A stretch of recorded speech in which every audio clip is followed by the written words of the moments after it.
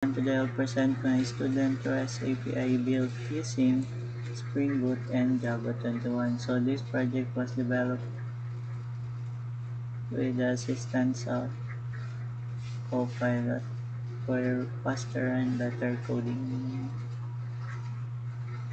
So ang system kay na ay Patka layers sama sa layered cake.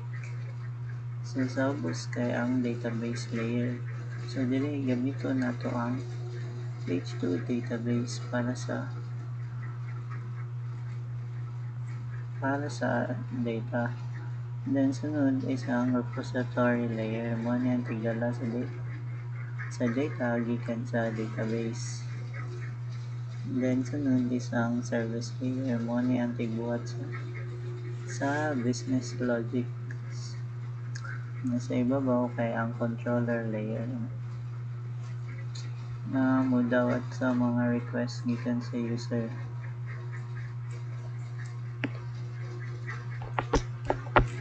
So sama rin sa tindahan.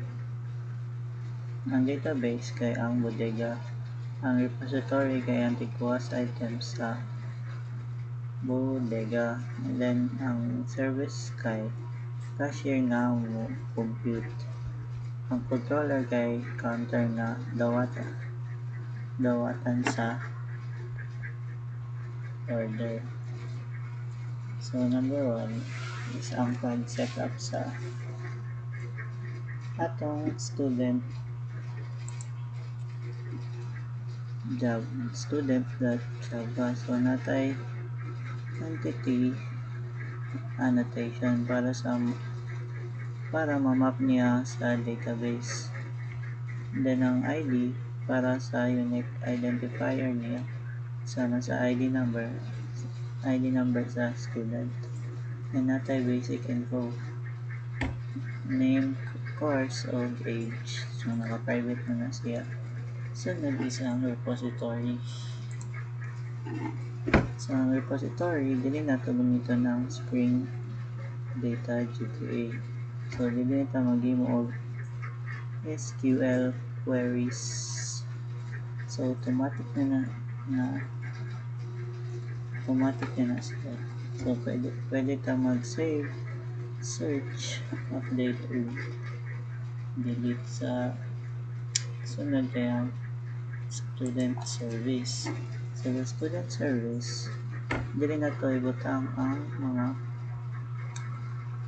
business rules. So kung unsay pwede buhaton sa student records, natay error handling para dili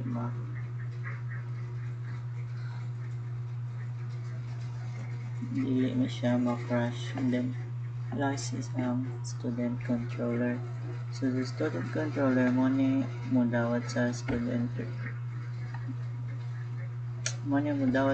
request gikan sa mga users. So natay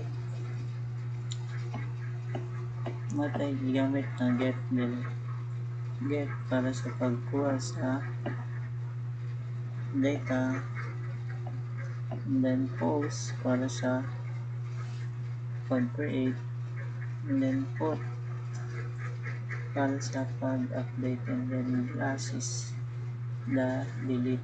So para pag-delete, so tanaw na to kung saan pag-run. So girana na ako siya daan. So wala niya is ang pag-set sa Java Home. Sunod run na to ang maiden wrapper. So kung magawas ng Spring Boot logo, success na siya. Ano siya.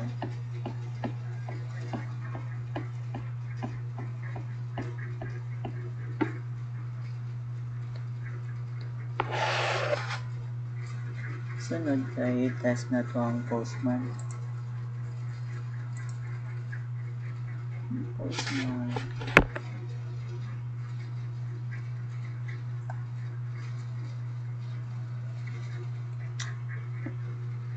So natay dali host na API students. So mag-create nag-create na dahil kong bagong student si John Doe. So i-type na to ang JSON data, and then the name, yung name, my ID, I name the name, course of page. So automatic na siya ma-save sa database na to. And then sunod kaya ang get API students. So mo ni ang makuha sa tanang students. So na siya isa ka data. Mga itong ganina akong liputang sa post. Then sunod is get student by ID. So mo ni ang pagkuha sa specific student. So ibutang lang ang iyang ID number. Then last is ang ID ulit. Sa put pag-update ni sa student info. So pwede ta mag-change sa course or age. So dili ta mag-update sa iyang information or data. Then last is the delete. So dili para delete ang mga student record. So mo to siya.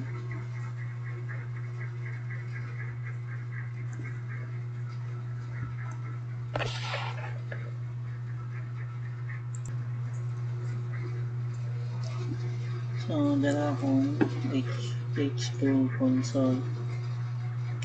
So na-save na to dili ang mga data na naa sa Postman.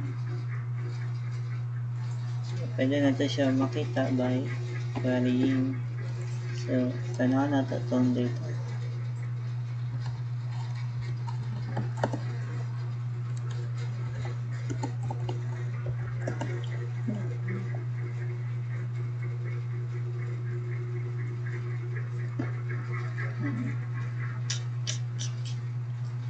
Student. Ayan na to siya. So dala tong data na ang ID niya na 1, age niya na 21, course niya na BS Computer Science, and then iyang name na si Jendo. So pwede na to siya ma-edit food, ma-delete, and then pwede po ta maka-add og student. Dala ang pag-edit niya, and then pwede na siya i-delete. So mga lang po. Salamat sa pagpaminaw sa akong simple na student API. Punta, magamit pa ni siya po. Dala din akong local host. Welcome to the student REST API students, and then dala akong API student tester. So dili i-test na ko ang API kung na ba siya error. So dala tong data. That's all. Thank you.